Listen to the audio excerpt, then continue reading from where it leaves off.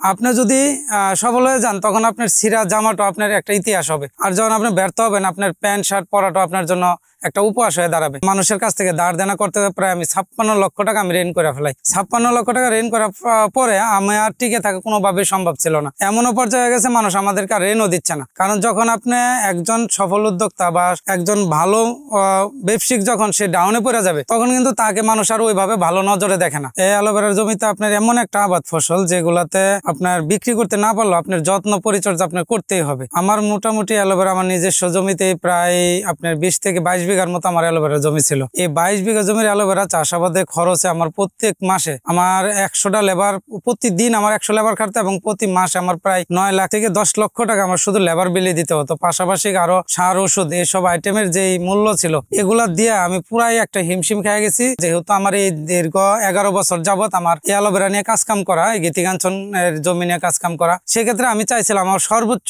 দিয়ে আমি এই অ্যালোভেরাটা আমি আবার টিকে রাখি এবং এটাতে আমি আবার রেজাল্ট আনবো। আমার ওইখানে অ্যালোভেরা প্রজেক্টে আমার মোটামুটি আমার সব খরচ যেগুলো আমি ইনভেস্ট করছিলাম ওইগুলো আমার খরচ মিলায় প্রায় আমার 4 থেকে 4.5 কোটি টাকা আমার ওই অ্যালোভেরা প্রজেক্ট আমার টোটাল লস। আমি একবার জিরো হয়ে গেছি। আমি 6 মাস আমার এলাকায় আমি কোথাও কোনো চাষ টলে কোনো দোকানপাটে আমি বসি নাই। এখান থেকে প্রায় আমার 5-6 কিলো দূরে যায় আমি বসে থাকতাম। তখন তো আসলে ফেসবুক কোনো কাজ কাম নাই, কোনো ইনকাম নাই, কোনো কিছু নাই, শুধু ফেসবুকে টিপাটিপি। তখন আমি ভাবতাম যে আসলে ফেসবুকে দেখে অনেকে জামা কাপড় বিক্রি করে, অনেকে এটা সেটা মধু ঘি অনেক কিছু বিক্রি করে। তখন আমি ভাবলাম যদি আমাদের এই ভেষজ আইটেম গুলা, এই ওষুধি গ্রামের যে আইটেম গুলো আছে এগুলো যদি আমি অনলাইনে আমাদের কাস্টমারের হাতে দিতে পারি তাহলে মনে হয় আমি অল্পতে ঘুরে দাঁড়াইতে পারবো এবং সঠিক মালটা তারা পাবে। সেক্ষেত্রে দেখা গেলো আমি আবার আয়ুর্বেদিকে পড়াশোনা শুরু করলাম। আবার অনলাইন বিজনেসের জন্য আমি আবার 2-3টা কোর্সও করলাম। সেক্ষেত্রে দেখা গেলো আমি টুকটুক করে আবার অনলাইনের দিকে আগাচ্ছি। অনলাইনে দেখা গেলো আমার প্রোডাক্ট প্রত্যেকটা থানা জেলায় ওয়ার্ড পর্যায়ে দেখা গেলো আমার এভাবে মানে একদম খুচরা পড়ে যাচ্ছে এবং অনেকে আবার পাইকারিও নিচ্ছে। আমি যখন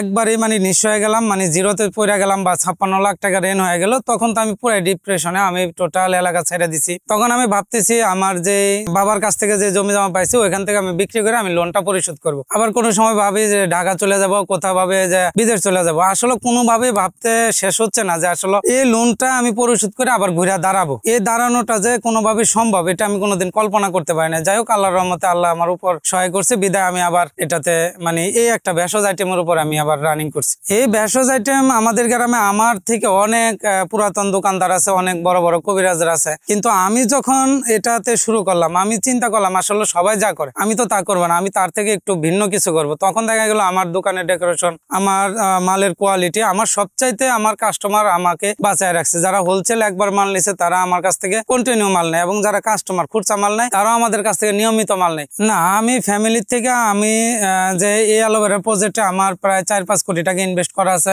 আমি আমার ফ্যামিলিকে কোনোদিন আমি বুঝতে দিই না বা আমি বাইরে কি করি ওইটা আমি ফ্যামিলিতে ওইরকম কোনো কিছু বলি না, বা আমি যে মাইনাসে আছি সেটাও তারা জানে না। কিন্তু হ্যাঁ, যখন আপনি কন্টিনিউ হাসি খুশি থাকবেন আর হঠাৎ করে আপনার চেহারা মানে অন্যরকম হয়ে যাবে তখন ফ্যামিলি বুঝতে পারে। কিন্তু বুঝতে পারলেও আমার বিষয়গুলো আমি ওইভাবে এত কিছু মাথায় নিই। ছোটবেলা থেকে আমার ছিল আমি একটা বড় উদ্যোক্তা হবো এবং আমার এখানে 100-200 লোক কাজ করবে, এটা আমার মানে ড্রিম। এটা একদম ছোটবেলা থেকে সেই আশাবাদী থেকে সেই মানে চিন্তা ভাবনা থেকেই আমার যখন পড়ালেখা শেষ হয়েছে পরে আমি দেখা গেল আমার এই অ্যালোভেরা প্রজেক্টে প্রতিদিন আমার এরকম 100-র উপরে লেবার কন্টিনিউ কাজ করছে। তার মানে আমি যে আশাতে ছিলাম আমার কাছে খুব ভালো লাগছে। যখন আমি অনলাইনে কাজ করছি সেখানে আমার প্রতিদিন প্রায় 10-15 জন লোক আমার এখানে কাজ করছে, এখনো কাজ করতেছে তারা। বর্তমানে আমার অনলাইনে যে সেক্টরটা আছে এটাতে আমার প্রতি মাসে 1.5 থেকে 2 লাখ টাকা তাদের পেছনে আমার বেতন দিতে হয়। এখন তো আসলে তারা বলে যে না, ওর মাথায় অনেক বুদ্ধি আছে। যখন আপনি সফল হবেন তখন আপনি যা করবেন সেটাই মানে অনেকে অনেক কিছু ভালোভাবে নিবে, আর যখন আপনি ব্যর্থ হয়ে যাবেন তখন আপনার ভালো কিছু তারা ভালোভাবে নিবে না।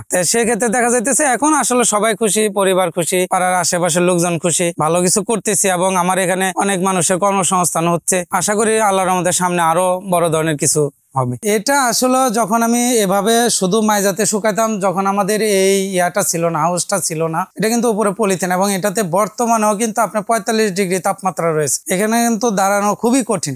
তারপরে দেখা যাইতেছে আমি যখন এভাবে নর্মালি শুকাইতাম তখন আমরা ভাবলাম যে যেন ধুলাবালু না আসে, যেন কোনো ময়লা না আসে, পাখি যেন বসতে না পারে, কিভাবে আরো কোয়ালিটিফুল করা যায়। তখন আমরা ইউটিউব, ফেসবুক এবং বিভিন্ন কোম্পানির সাথে আলাপ করলাম যে আসলে ভিতরে গরম লাগবে এবং উপর দিয়ে ধুলাবালু যাবে না এমন কি জিনিস করা যায়।